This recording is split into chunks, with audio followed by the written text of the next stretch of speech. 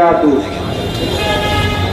ইসলামী আন্দোলন নারায়ণগঞ্জ জেলা মহানগর শাখা কর্তৃক আয়োজিত অন্তর্কাল সভার সম্মানিত সভাপতি, প্রধান বক্তা, সামনে উপবিষ্ট দিন দরদী সহযোদ্ধা, রাজপথের কর্মী ও বন্ধুগণ, আমরা অত্যন্ত ভারাক্রান্ত হৃদয় নিয়ে এই রাজপথে দণ্ডায়মান হয়েছি।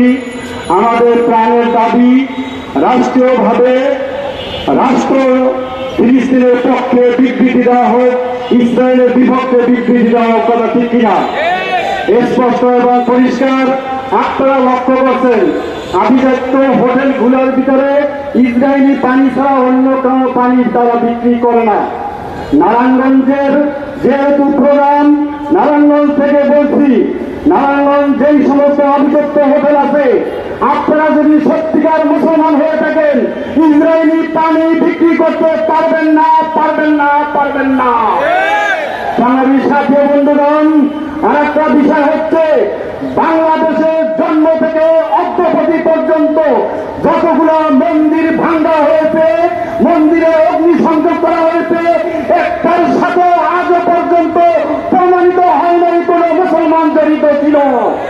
অত্যন্ত দুঃখের বিষয়, আমার স্বাধীনতা ভূখণ্ডে বসে তোমরা আমার ভাইকে পিটিয়ে নির্মমভাবে হত্যা করেছ। এই বদলা নানা পর্যন্ত আমরা রাজপথ ছাড়ব না, ছাড়ব না, ছাড়ব না ইনশাআল্লাহ। বিশ্বাস কর্ম নাই, যেই পর্যন্ত যে কোনো কর্মসূচি দিবে আমরা সবাই রাজপথে নেমে আসবো। কথা ঠিক না বেশি?